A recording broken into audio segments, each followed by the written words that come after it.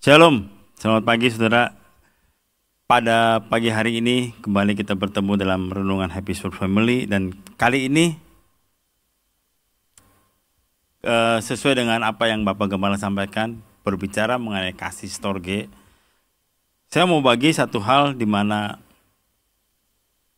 kita dalam hubungan keluarga antara suami dan istri, kemudian orang tua dan anak atau anak dengan orang tua, ada satu hal yang Tuhan Yesus ajarkan, di mana di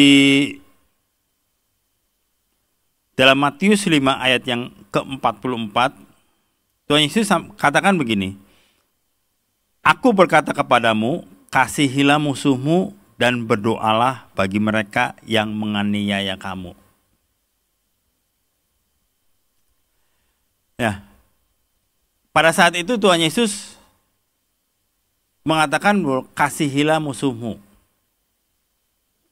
Saya beri judul pada renungan kali ini, kasihilah keluargamu. Kalau Tuhan Yesus mengatakan kasihilah musuhmu, bagaimana dengan keluarga kita? Suami kita, istri kita, anak-anak kita, orang tua kita. Kalau musuh saja Tuhan minta itu dikasihi, bagaimana lagi dengan keluarga kita? Tentunya kasih itu harus lebih lagi. Hubungan dengan orang tua dan anak, ada satu hal yang memang sampai sekarang menjadi satu hal yang menjadi beban buat saya, di mana sesuai dengan Amsal 29 ayat yang ke-17, "Didiklah anakmu, maka ia akan memberikan ketentraman kepadamu dan mendatangkan sukacita kepadamu." Dalam mendidik anak untuk tetap mengasihi kita, dalam mendidik anak untuk tetap mengasihi keluarganya, untuk mengasihi orang tua, menghormati orang tua, dan terlebih mengasihi Tuhannya, itu menjadi satu perkara yang sangat tidak gampang, karena ini harus terus menerus continue, yang berkesinambungan, yang kita tidak bisa lepas begitu saja. Dalam mendidik ini, teladan orang tua menjadi sangat penting untuk kita mampu melahirkan generasi yang lebih berkualitas lagi. Dan itu menjadi hal yang tidak gampang. Kalau cuma sekali, dua kali melakukan sesuatu hal, itu akan mudah. Tetapi kalau terus dilakukan secara kontinu, tanpa ada penurunan quality misalnya, itu menjadi satu hal yang sangat susah, dan itulah yang harus kita lakukan. Tetapi di sini dalam mendidik, hanya satu hal yang mungkin kita bisa lakukan adalah minta campur tangan Tuhan, untuk Tuhan tolong kita melakukannya. Karena apapun yang kita lakukan, seperti yang tadi saya sampaikan, kalau untuk sekali saja atau dua kali saja, itu akan mudah. Tetapi kalau kita melakukan secara konsisten, bagaimana kita mencontohkan bahwa kita mengasihi saudara kita, kita mengasihi keluarga kita, dan bahkan kita mengasihi Tuhan kita, itu menjadi satu hal gaya hidup, bukan sekedar sekali dua kali kita lakukan. Itu akan sepanjang hidup kita harus lakukan. Karena itu untuk orang yang tidak pernah berkomunikasi dengan Tuhan, atau jauh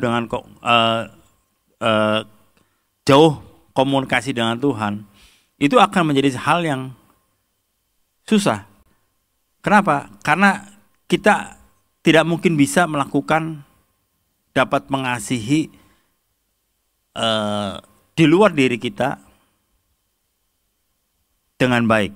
Karena pada dasarnya manusia adalah makhluk yang egois, yang selalu untuk memperhatikan dirinya sendiri. Tetapi dengan kasih yang Tuhan berikan, kita bisa mampu, baru kita bisa mampu mengasihi orang-orang di sekitar kita, terutama keluarga kita. Karena itu pada pagi hari ini,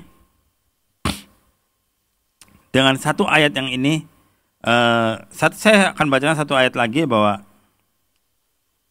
di dalam Efesus 5 ayat yang pertama, sebab itu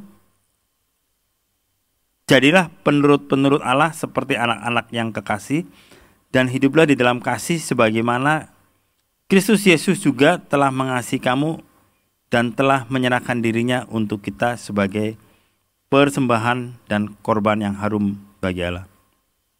Saya lebih tekankan dengan ayat yang pertama bahwa jadilah seperti anak-anak yang kekasih.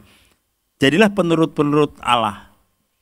Karena dengan kita menurut, artinya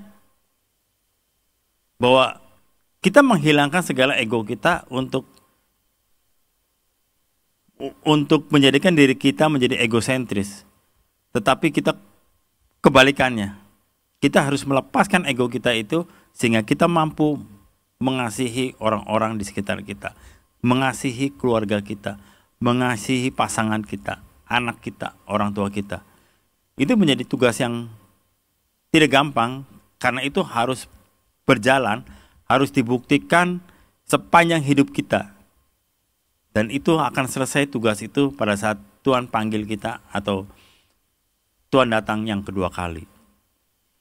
Karena itu pagi hari ini saya mau ngajak kita semua, mari kita sama-sama lakukan dengan cara yang Tuhan sudah berikan contoh, di mana Tuhan begitu mengasihi orang-orang yang sudah menyakiti. Dan kita pun harus mampu melakukannya. Karena kita sudah diberikan kasih itu oleh Tuhan lewat Roh Kudus juga. Mari kita berdoa.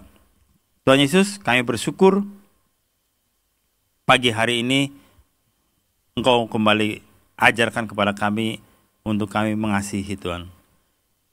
Untuk kami lebih memperhatikan orang-orang sekitar kami, pasangan kami, anak-anak kami, orang tua kami, saudara-saudara kami Tuhan.